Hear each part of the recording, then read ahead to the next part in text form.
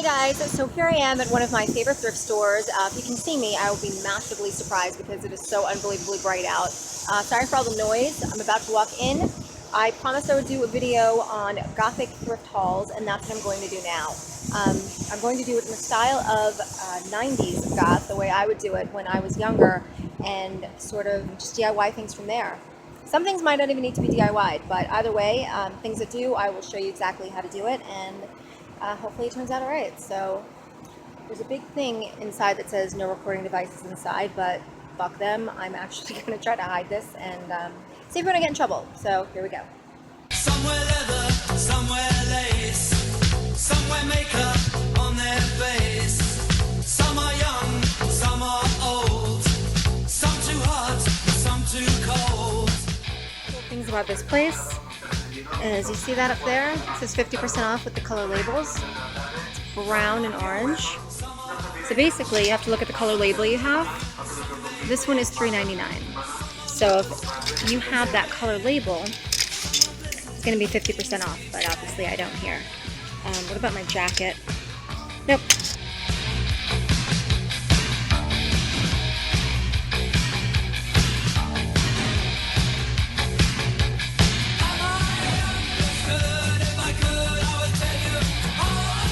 Our corset score is all for naught because, as my husband has pointed out, the boning is coming out.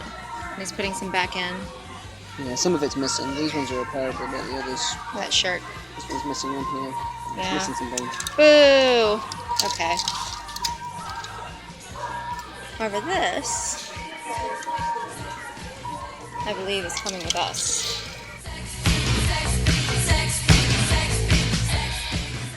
Okay, so I'm back from the thrift store, and I'm going to show you two of the things that I got. One of them we're going to be DIYing today, and I think the second one I'm going to leave for another time because I'm not entirely sure what I'm going to do with that. But the trip was bittersweet because I initially went to the thrift store because I wanted to get slips.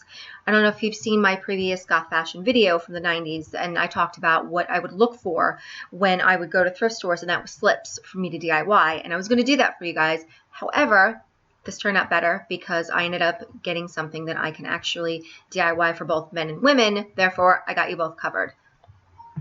Here we go. It is a blazer, plain black blazer. The button's going to go. And it's something that I used to actually, I had a jacket like this back in the 90s. I had a really big obsession with the whole, I like the whole 80s aspect. I guess whatever decade you're in, you like the decade prior. So, you know, when I was in the 90s, I always had a sort of obsession with the 80s. And I really liked the fashion that came out of the Gothic subculture, which was very DIY, different pieces put together, cut up and put together in different shapes. I just like that whole aspect. Lots and lots of safety pins, which brings me to the safety pins. I'm going to recreate a jacket that I had when I was a teenager, basically, which is going to be fun because I kind of wanted it again anyway. So as far as the safety pins, if you have a store called Joann Fabrics in your area, what you can do is just Google on your phone Joann Fabrics coupons, and you'll immediately be taken to a site which will have Joann Fabrics coupons. They always, always, always have 30 to 60% off any one regular price item coupon, and it has a barcode on it, and they scan it right there at the register. I bought two of these, and I did it in two separate transactions, and at $4.99 each, I got, plus tax, it came out to like $6.18 for the two packs, and they are 27 millimeters to 38 millimeters, which basically translates to...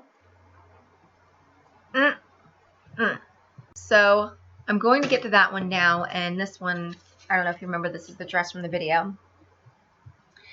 It had a really stupid bow in a really stupid place, but I can see that they took fabric, they took this sort of ribbon from somewhere else on the dress, made it into a bow, and for some reason put it here.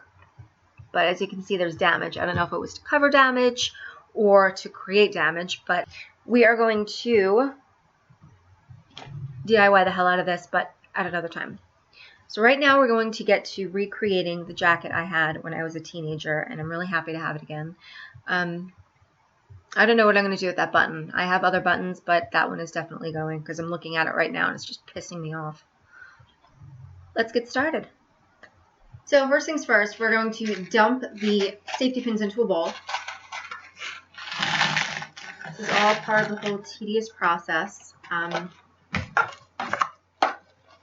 Luckily, you get the benefit of fast forward, so you don't have to see the whole thing, because it is, like I said, a little bit tedious, but I'm going to endure that so you don't have to. I don't know if I mentioned how much the jacket actually was, and this blazer came out to $3.99. There you go, $3.99. And if the tag day was green, then obviously this would have been cut in half, so that it would have been even better. It's all about being cheap. So I'm going to maneuver this so that you can actually see what I'm doing here. Okay, so the whole concept is that we are going to line the entire lapel with the safety pins, and it's entirely at your discretion how loosely or densely you want this packed together. So I like them a little bit close together, and we're going to work with the fact that there are two different sizes here, because as you can see, it tapers down. Smaller bits here, as you can see, right here, which will benefit the smaller ones so they can get bigger as you go up. So for the look we're going for, you want these facing outward like that, so we're going to pin it like this. So starting with the smallest one, because obviously it's thinner here, I'm going to stick this through. Somewhere leather, somewhere lace, somewhere makeup on their face. As we get closer to the edge of the lapel, you want to switch back to small. Some too cold. Right about there is a good place to end it, because as you can see, we're getting close to this part here. Some are rich, some so lonely and some they bitch. Some are lovers, some are friends in bed. Some have listened to the things we've said. And back to large again.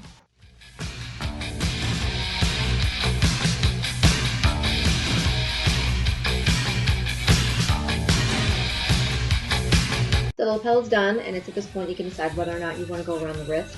I did. However, I highly recommend wearing some thick leather cuffs, bracelets, or whatever, because if one of these decides to pop open, you won't hit an artery and bleed out. But, you know, then again, if you did, it's part of the experience.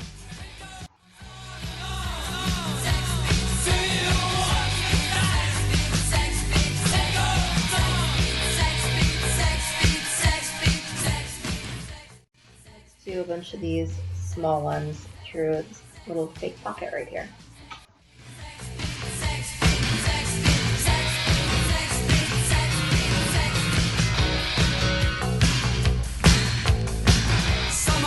As the lapel ends, you're going to continue down the front of the jacket, but then you're going to face them in the opposite direction.